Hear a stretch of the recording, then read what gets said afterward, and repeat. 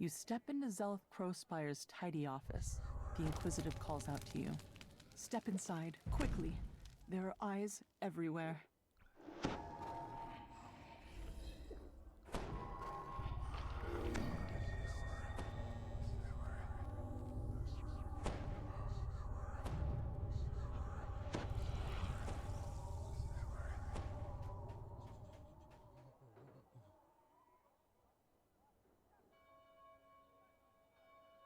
Zelith pulls a switch and nods toward the back of the building.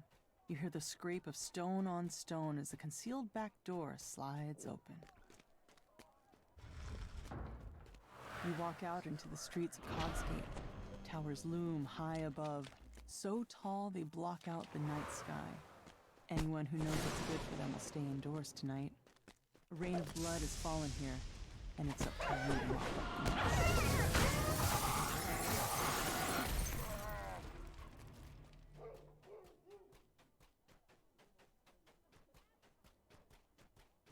The doors to the gambling hall are wide open and its chairs are empty, though the nearby tables are still covered with food and drink.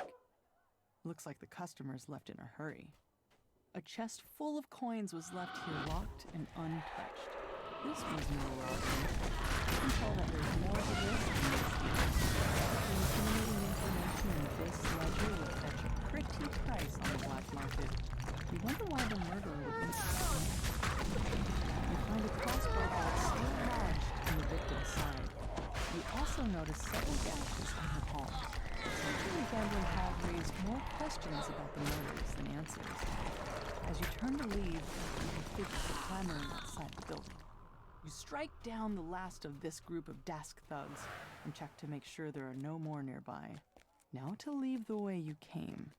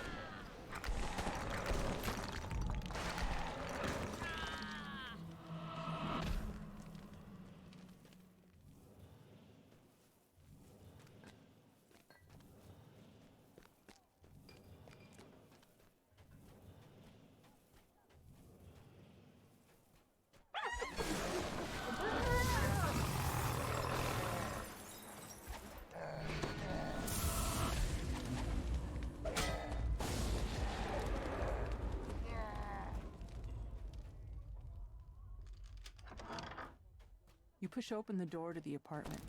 The surprisingly well-decorated rooms show signs of a struggle. Your stomach clenches in anticipation as you near the crime scene. Felon must have spent his recent winnings digging himself out of debt. Imagine meeting your end right after getting yourself clear. At least he died in the black. After examining the corpse, you can see that he was killed by a poisoned crossbow bolt. His last gambling ticket lies just out of reach. Felon had just won big, cleaning up on a match in an underground fighting ring down in the Cogs. Despite clear attempts to make this look like a break-in, all of Felon's valuables are still in their proper places. As you mull this over, you hear voices from the direction of the front door. You manage to make it past the Dask thugs blocking your way. The Dask thugs let you pass, thanks to your quick tongue and winning personality. You've learned all you can about these risky crimes. Zelith unlocks the gate, revealing a small lane that goes deeper into the heart of Cogsgate.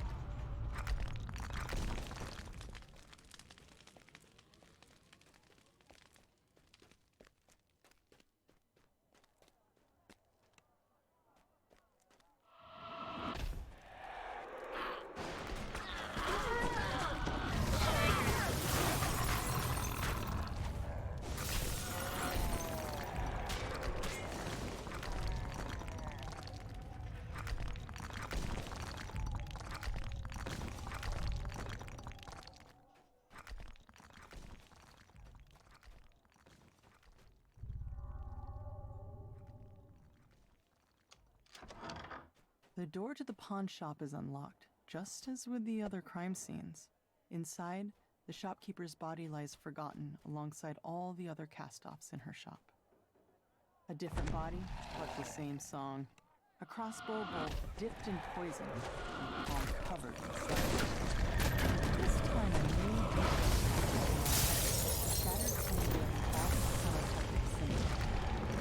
A closer look at the keg reveals a hidden compartment filled with smuggled goods. Some small packages lie in the cauldron. No doubt they were hidden there so they could be fenced on the black market later. The murderer could have emptied the pawn shop, and yet only Mord's life was taken. Armed with your findings, you wonder, what connects all these gruesome crimes? The last of the heavily armed halfling thugs falls. Another alley stretches before you. The more you learn about the victims, the more questions you have. You can only hope that Zolk's Crossfire holds the answers you can see.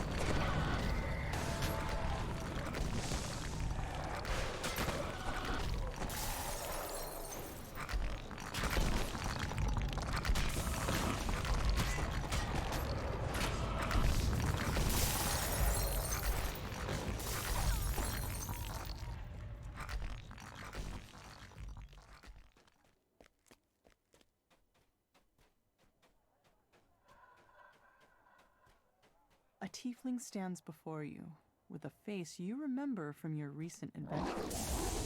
Despite your own shock at meeting him again, you hope that Zolkus is willing to answer your questions about the murders.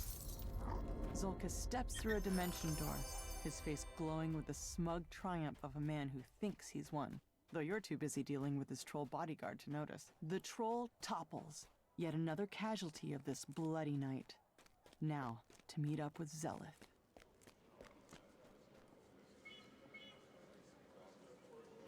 Zelith shakes her head, the weight of her brother's betrayal settling over her like the dirt that falls on the streets from above. But you've got a job to finish. Another crime scene.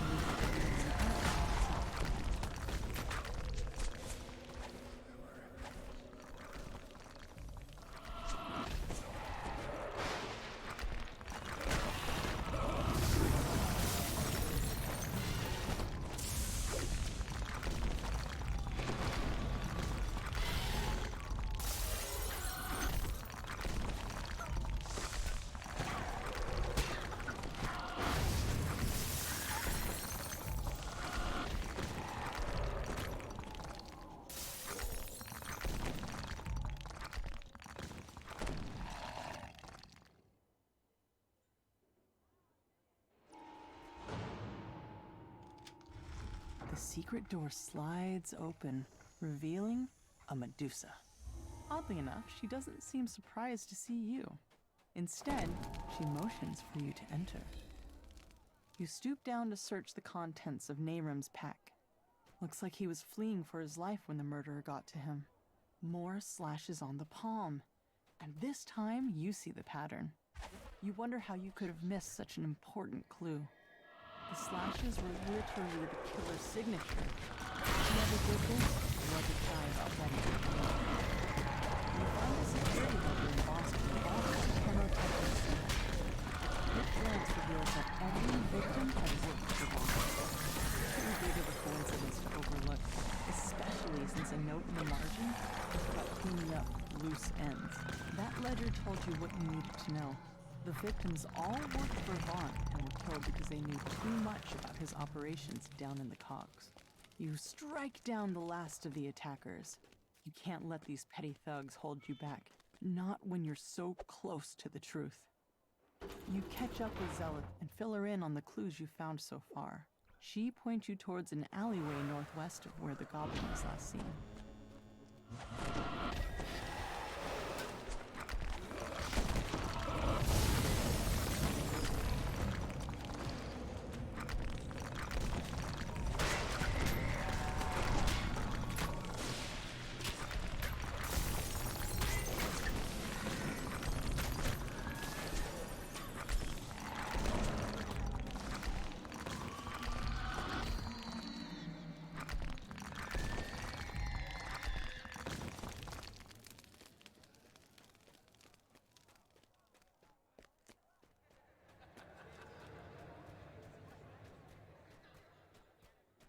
familiar voice echoes from behind this door. What part of make it look like an accident didn't you understand? And leaving your signature behind was beyond stupid. Now Zelith is onto us. It's only a matter of time before she and those adventurers come barging in here.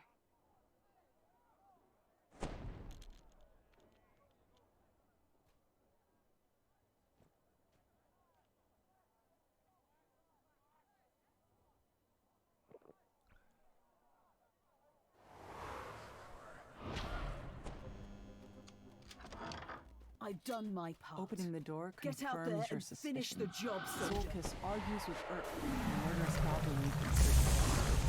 They come for